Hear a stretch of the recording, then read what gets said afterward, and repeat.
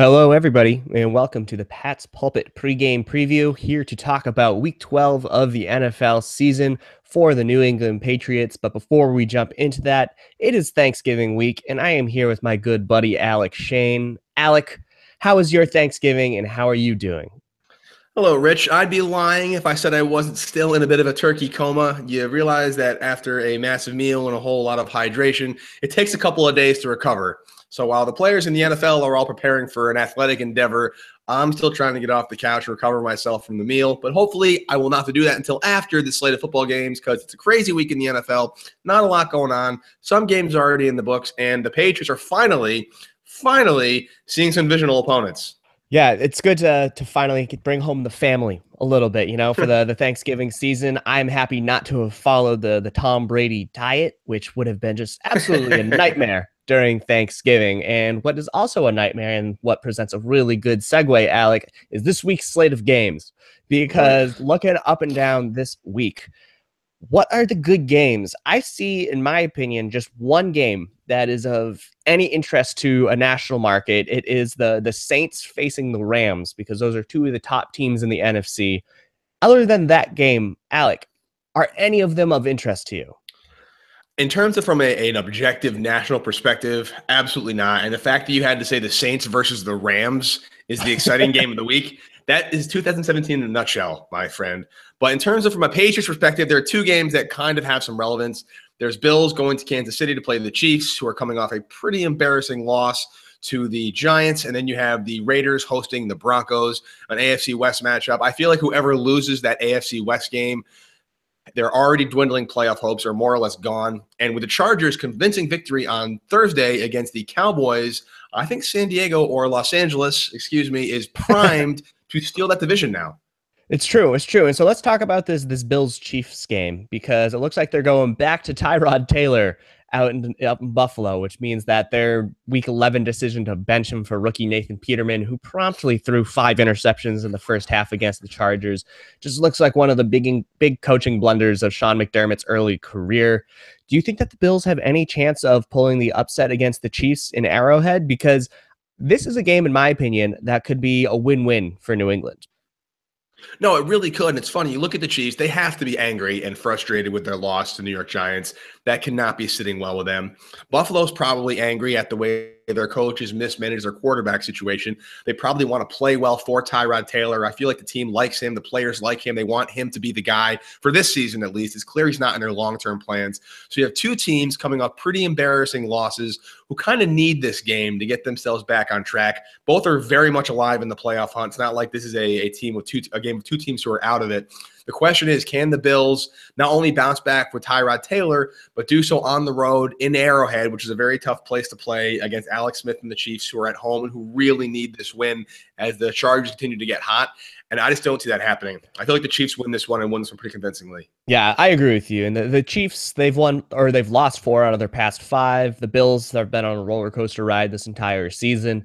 And the reason that this is a win-win for New England is that if the Chiefs lose, then this helps the Patriots in the AFC standings, just because you're looking at the division winners. The Patriots lose the tiebreaker to Kansas City because Kansas City won the season opener. So the further that the Chiefs are away from the Patriots atop the AFC, the better that is for the Patriots. And so they can only really have to worry about the Pittsburgh Steelers and the Jacksonville Jaguars. If you ever want to use the phrase worried about the Jacksonville Jaguars, which was new to me, that felt weird to say out loud. And then on the other hand is, if the Bills lose, then the Patriots are 1 week closer to clinching the AFC. Or the AFC East, because right now there's only a couple games left to determine the AFC East. If the Bills lose this week and the Patriots win this week, then next week's Patriots-Bills game is going to be for the division title. It will be on the line, because if the Patriots beat the Dolphins this week and the Bills next week, and the Bills lose to the Chiefs, you can let that ruminate for a little bit.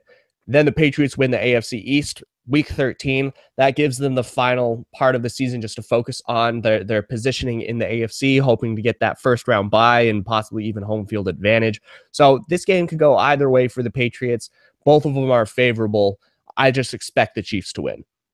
No, I'm with you. I see that if the Chiefs drop 2 games in a row to the Giants and the Bills, I don't really know how you bounce back from that from a mental fortitude standpoint. That's just two really, really tough losses to take, especially one of them being at home after a Giants loss with such a hot start. The Chiefs came out just gangbusters this year, and they've really fallen off.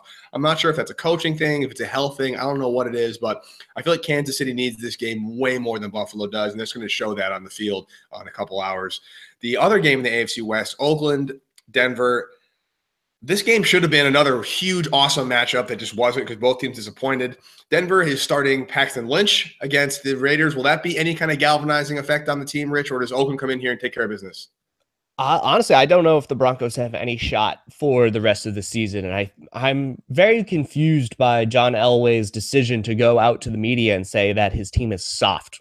I think there are very, very few occasions in the history of sports where a coach or a general manager can talk poorly about their team and not have negative repercussions. I think that's just going to play out poorly for Denver for the rest of the season. Paxton Lynch is not getting put into a favorable position to start, although the Raiders have a terrible defense, the worst in the league.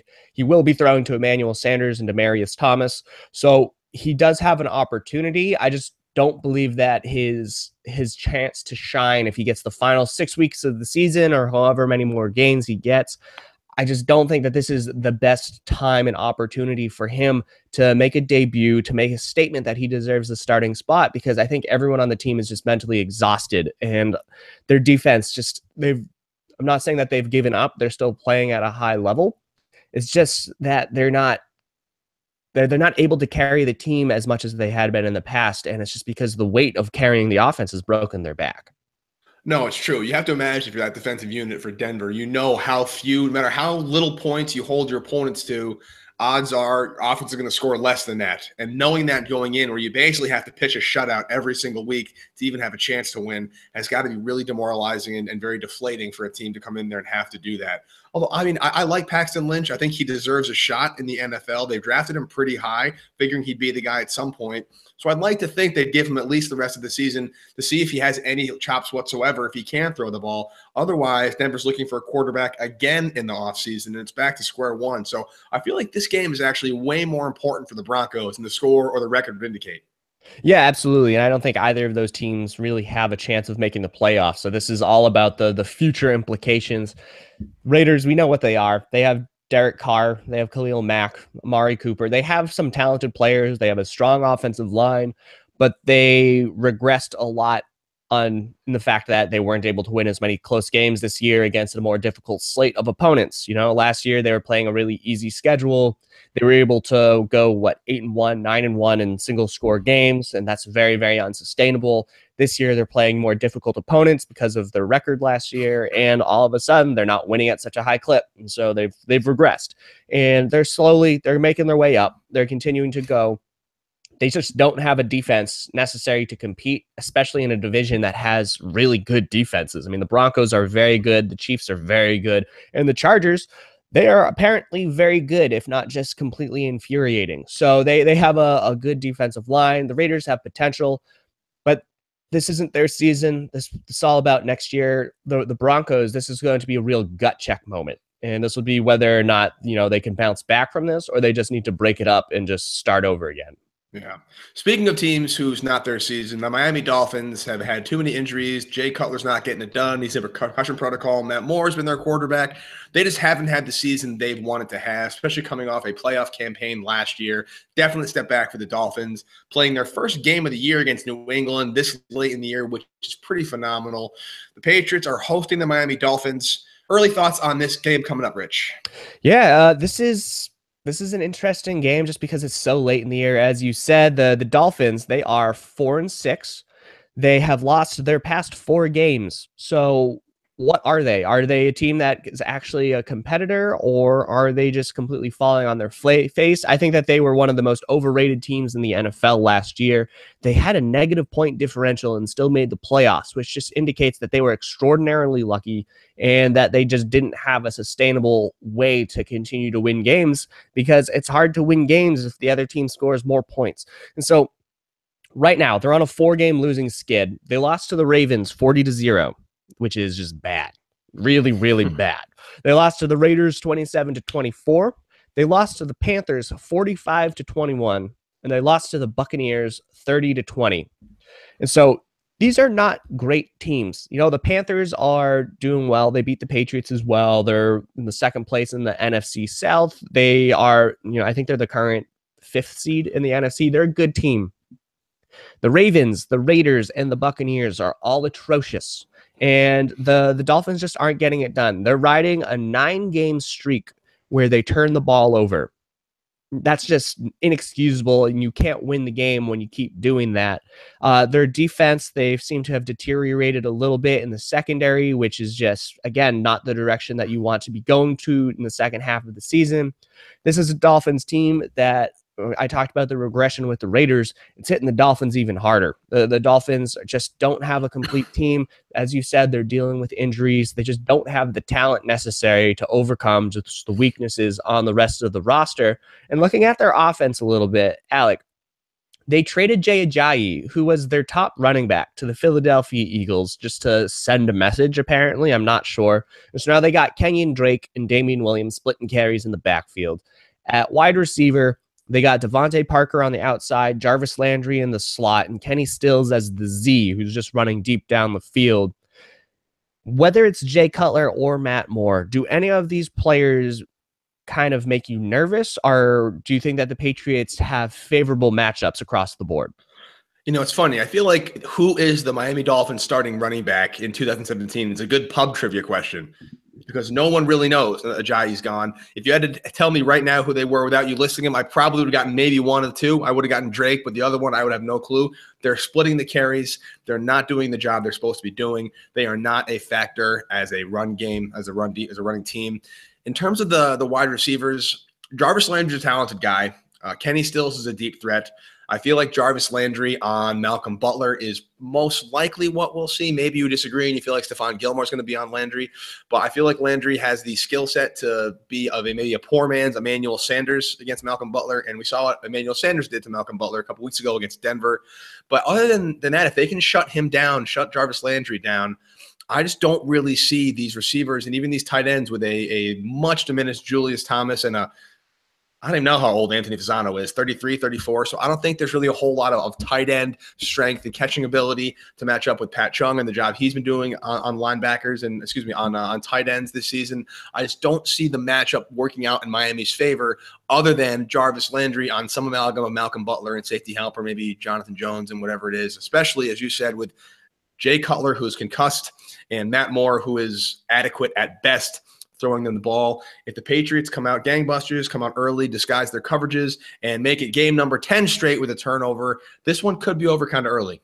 Yeah, I agree with that. And this is, in my opinion, a game that plays pretty favorably into the Patriots' defensive matchups. You have Patrick Chung that I would expect to cover Julius Thomas, and Patrick Chung's been doing a pretty good job in recent weeks. We were looking at it, and I don't know, the Patriots started off the season pretty poorly against tight ends, but whether it's just been an easier slate as of late, I feel like we just haven't heard as much of the tight ends producing against this Patriots defense. And then you move to the wide receiver spot. Devontae Parker is their big outside guy. That's who I think that the Patriots want Stephon Gilmore to cover, because that's what Gilmore is here for. He's going to be the guy covering the big, tall players on the outside that they don't want Malcolm Butler to have to match up against. That was who Logan Ryan had to cover last year, and he didn't do it that greatly in those sorts of battles. So I think that Stephon Gilmore, as he's shown over the past couple of games that he's been active, he's able to do it. I mean, if he can limit the top receiver of the other team to fewer than 50 yards, that's a win. I'll definitely take that. And so Gilmore should get the matchup against Parker, who's the big outside guy. I agree with you that Malcolm Butler should cover Jarvis Landry in the slot, because Butler's biggest weakness is that he's just so susceptible to biting on double moves. And Landry is not a deep threat. He's not a guy that's going to move down the field. And so Butler can be a lot more confident in his decision-making to bite and jump on these sorts of out routes, because Landry's not going down the field. That's just kind of simple. And also, Kenny Stills is going to go down the field. And I do not want Malcolm Butler in coverage of Kenny Stills at all, because Stills is going to eat him for lunch. So that's the game that I think Jonathan Jones is going to have the big matchup against. So we've seen Jonathan Jones in recent weeks. He's done a very good job. Pro Football Focus has him down for being, I believe, in like the top 5 most targeted players over the past few weeks, but he ranks in the top 10 for defensive passer rating. So he's getting targeted a lot and no one's completing passes his way. So Jonathan Jones, I think, has his speed. He has 4.33 speed. Kenny Stills leads the Miami Dolphins in receiving yards right now. He's coming off a huge, I believe it was like 180 yards against the Tampa Bay Buccaneers. So Kenny Stills is playing hot right now. So Jonathan Jones should be in the focal point.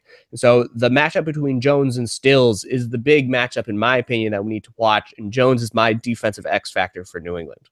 I like that. That may be Jones's first appearance on the list of X Factors. So welcome to the club, Jonathan Jones. Good work, buddy. We talk about the receivers against the secondary, and that's probably where the Dolphins' strength lies offensively with the Ajayi gone. Remember a couple years ago, it's not a accurate comparison because we're talking about Peyton Manning versus Matt Moore / Jay Cutler, but there was that Broncos game a couple years ago where the Patriots invited the Broncos to run the ball a lot. They gave them really favorable rushing matchups, took the receivers away, never allowed Peyton Manning to get into a rhythm. And while the Broncos rushed for 200 some odd yards, they still were able to lose the game because the Patriots kind of dictated what the offense would do. With the Dolphins running game not being what it was, now that Ajayi is out with no real dominant running back, and the Patriots pretty stout against the run. Looks like Malcolm Brown is back in the lineup today. So Malcolm Brown, Allen Branch in the middle of the field. You see a similar defensive strategy, baiting the run, taking away the deep passing lanes, and forcing the Dolphins to beat you on the ground? That's an interesting strategy. And I think that's usually when the Patriots don't think that they have the depth in the secondary necessary to defend the opposing wide receivers. And I think that the Patriots do. I think that the Patriots do have the capabilities to stop them. And I think that they would rather defend the big pass. You know how they always want to defend and take away one big type of offensive production from the other team. I think the deep ball to Kenny Stills is something that New England will really want to take away. Same thing, Devontae Parker and Julius Thomas are vertical threats. So the Patriots are going to want to take away those big passes deep down the field. I wouldn't be surprised if we saw a fair bit of cover 2 out there just so nothing big can take place. But I don't think that there's enough to concern themselves with the Dolphins receivers because the Patriots do match up so well. And so, you know what? Don't give up the run. I think that the Patriots need to put the Dolphins in and long situations. You know, they need to stop the ball really early. So that way, if it's Matt Moore out there, what do you think is going to have a better chance of conversion or success on third down? Is it Matt Moore throwing it on 3rd and 9? Or do you think that the Dolphins would be able to run the ball on 3rd and 2? And I think that the Dolphins would have more success running the ball on 3rd and 2 than Matt Moore would throwing it. So I would actually flip it and say, I'm going to stop the Dolphins run game early on and put it in whichever quarterback they throw out on the field because neither of them have been very successful this year. No, they have not. And Jay Cutler, especially against the Patriots, loves to throw interceptions. So we'll see what happens with the quarterback situation. That really is the big question mark as of this recording. We're not sure who's going to be starting out there under center. Although, will your strategy change that much, Rich, if you are Matt Patricia / Bill Belichick? If you have Cutler out there versus Matt Moore, would you try to alter your game plan depending which guy comes out there? That's a fair question. I mean, I don't think that there's too much of a difference when you're looking at the two quarterbacks. I know that Jay Cutler is technically more accurate of a passer, and Matt Moore goes a little bit more vertically down the field, just because I think Matt Moore takes more risks. You know, if you're the backup, this is your chance to shine. He's not going to throw the safe pass to Jarvis Landry every single snap, just like Jay Cutler would do. So Matt Moore takes a little bit more risks out there, but also that makes it more opportunities for the Patriots secondary to force some turnovers. And so if Matt Moore goes out there, maybe you try and bait him into throwing it a little bit more. Maybe Daron Harmon and Devin McCourty would be able to take advantage of some of those passes deep down the field, because Jay Cutler, for all of his problems, for all of his enjoyness of throwing interceptions, you know, he loves to do that. I don't know. Maybe Adam Gase will say, you know what, don't risk it against the Patriots. Literally the only way that the Dolphins can beat the Patriots is if they win the turnover battle. And you look at the Dolphins, they rank 30th in the NFL in takeaways. They rank 26th in turning the ball over. They just lose the turnover battle time and time and time again. And just like last week against the Raiders, I don't think that this is the time that the Patriots start turning the ball over a lot, especially at home against this Dolphins team. No, I agree. That's actually why my Devin McCourty is my X factor today. I think he's going to have a big game patrolling the back half of the field. I think he does have at least one pick on a deep ball that maybe The wind picks it up, but he doesn't quite have the connection he needs to get. McCourty at the pickoff, and I think he'll also play a little bit more in the box. You see him cheating up into the box on obvious running plays, chipping tight ends. It's a big day for Devin McCourty, for sure. Yeah, that's a good one. That's a good one. I think that McCourty should have a pretty good day. You look at the Dolphins and how the Patriots probably won't use their big nickel as much as they typically do. We could see Patrick Chung in the slot. That's actually a surprise note because the Patriots use their big nickel where Devin McCourty plays in the slot. And that could match him up against Jarvis Landry. Or if they flex Julius Thomas out, that's where Patrick Chung will be found. So that is definitely an interesting game. If McCourty is out roaming the back half of the field, what does that mean for Duron Harmon? What does that mean for Patrick Chung? It has a big trickle-down effect if Devin McCourty is going to be active in the defensive passing game. On the other side of the ball, Tom Brady's going to be out there. He doesn't turn the ball over. The Dolphins defense, they might have 3 players that people should really be afraid of and possibly a 4th. You got Cameron Wake, who is one of the best pass rushers that the Patriots have seen in the Bill Belichick era. They got Ndamukong Suh at defensive tackle. He is a very talented player, annual all-pro type of player. Hasn't had the impact that the Dolphins had been expecting when they signed him to that big $100 million contract, but he's still a good player. And then Rashad Jones is annually one of the most underrated strong safeties in the entire NFL. They've been moving him around a little bit more this year just because their secondary is so weak. They don't really have a specific role. They flex him wherever they need him to be. Those are the 3 guys that I think that the Patriots really need to be worried about. And then there's also Kiko Alonso, who's good for a few tackles for loss every single week, but he's also kind of a liability at times in coverage. So he's an up and down sort of player. Those other 3 are just A+ tier, in my mind, sorts of players. Alec, what do you think of when you see the Patriots offense matching up against this Dolphins defense? Yeah, I think once again, it's going to come down to the offensive line. I think that the Dolphins have the personnel and the talent to be stout against the run. I'll be very curious to see if Mike Gillislee gets back on the field this week. I feel like this is the kind of grind him out game he could be useful in.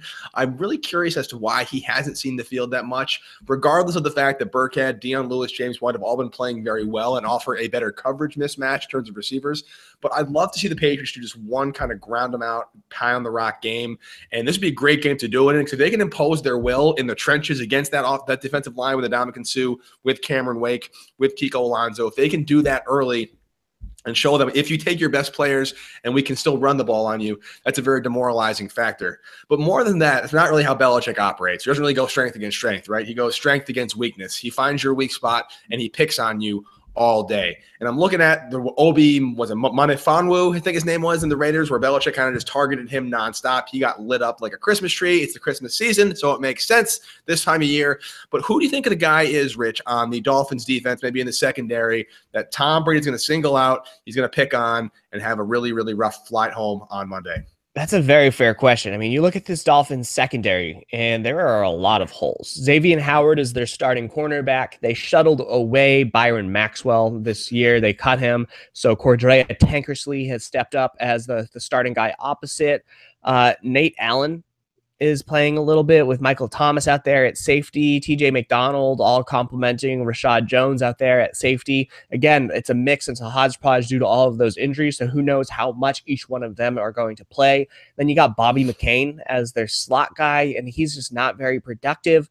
And so all of these cornerbacks, all of these defensive backs, let me just correct that. Every defensive back other than Rashad Jones is completely vulnerable out there. And what I was saying about the Patriots when they were on defense is, you know what? I think that the Patriots have a favorable matchup at every spot in that secondary, and they shouldn't have to feel the need to sell out to stop the run. They shouldn't have to sell out to stop Devontae Parker. You know, I think that the Patriots hat on a hat win every single matchup.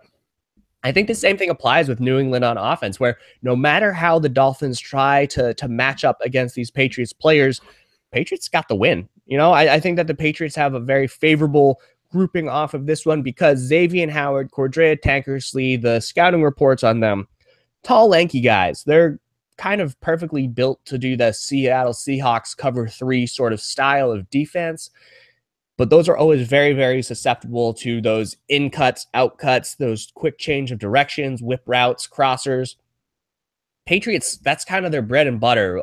I think that Brandon Cooks should have a very good day just running across the field. I don't think that the cornerbacks will be able to keep up with him, but so with Danny Amendola. Martellus Bennett coming out of the slot, if he's able to play, he could very well be out. And so there's just a lot of options for the Patriots just to go horizontal and pick up yards after the catch.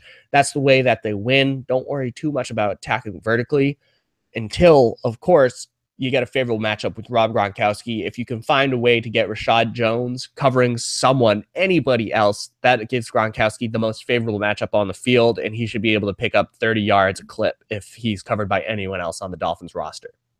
Yeah, I mean, Gronk has been solid. He hasn't really gone off yet this season. I feel like he's long overdue for one of the classic Gronkowski games where he has maybe 6 catches for 165 yards and 3 TDs. Hasn't really had that vintage Gronk game. I'd love to see the Gronkowski of the Chicago Bears when I forgot who it was, but he basically picked a guy up by the throat and like threw him out of the way on the way to the end zone. I think that was against the Jay Cutler-led Bears as well. So I'd love to see him do something like that. I can't really list him as my X factor because he's kind of a walking X factor, and the teams are going to prepare for him. He's done a very good job drawing the double coverages that has allowed other receivers to shine, particularly the running backs, which is why I'm going to go with James White as my X factor today. He's always had a big game against the Dolphins. He always seems to play well. And even though Deion Lewis has kind of leapfrogged him in the depth chart as a primary back and certain third down situations, I think James White is primed for a kind of shotgun draw play look, motion out to the slot, force guys to move over, and either he will have the kind of elusiveness to pick up the first down, or he'll draw the coverage over to allow the tight end you talked about to run unencumbered up the middle. So James White's my X factor today.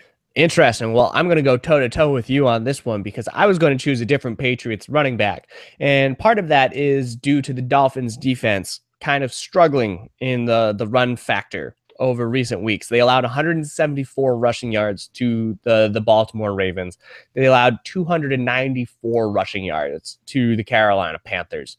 So if I'm Bill Belichick, I'm looking at that and saying, you know what? They might have Cameron Wake. They might have Ndamukong Suh.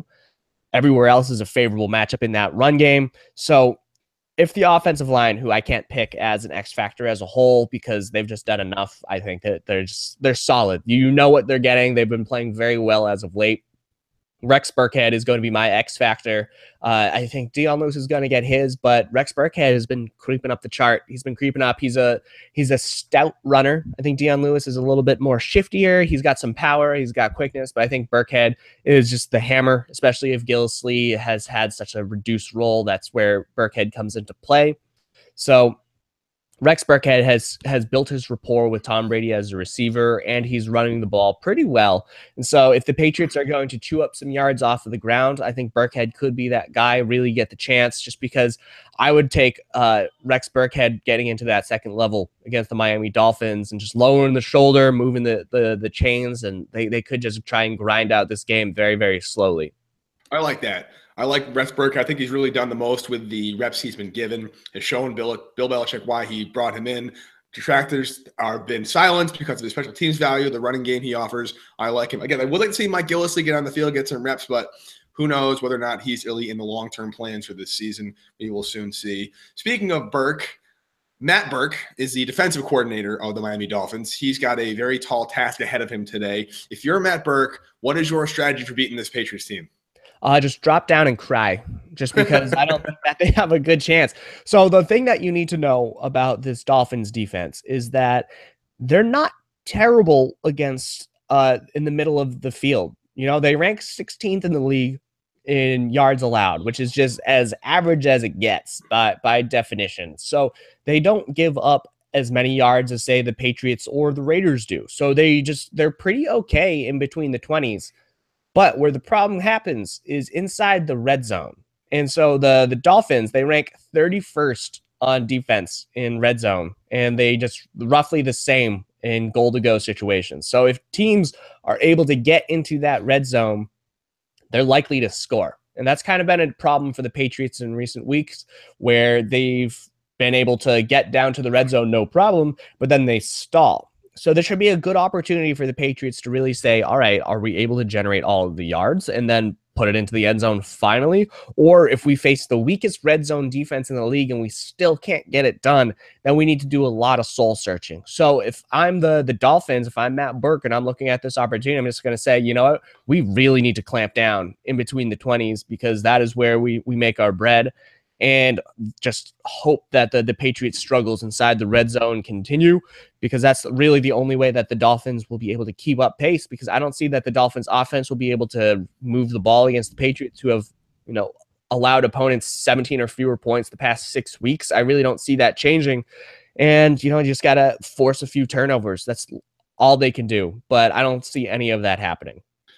Perhaps the more important question, Rich, unless I'm mistaken, Dwayne Allen has receptions in 2 consecutive games now, He's heating up, including a touchdown. So does the Dwayne Allen train continue this week against the Miami Dolphins? Oh, this train's going off the rails right now.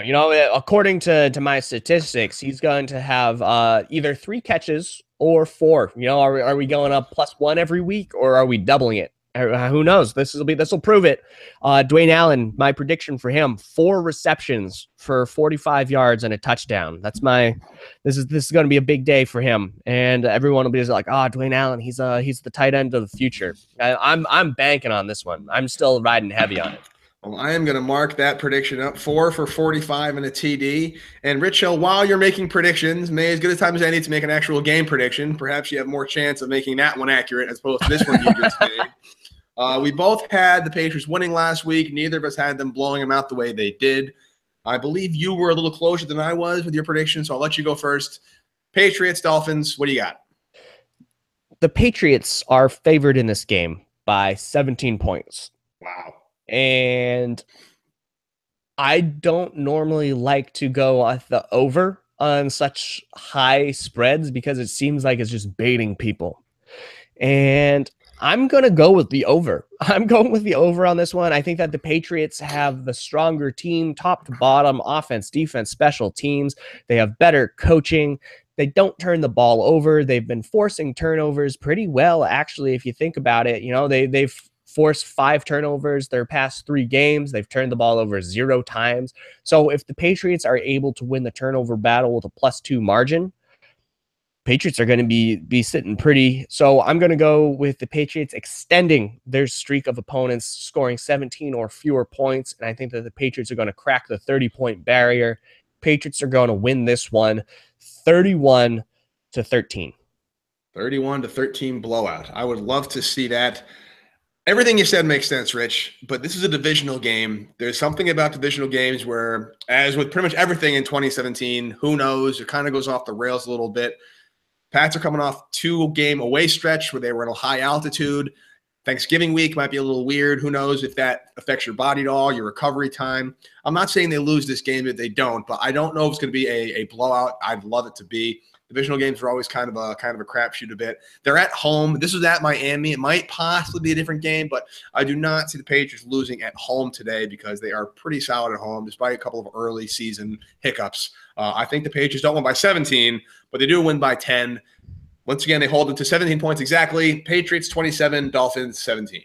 It's a good one. That's a good one. So we'll see if how this turns out. Alec, do you have any other bold predictions that you want to make to go toe-to-toe with my Dwayne Allen one?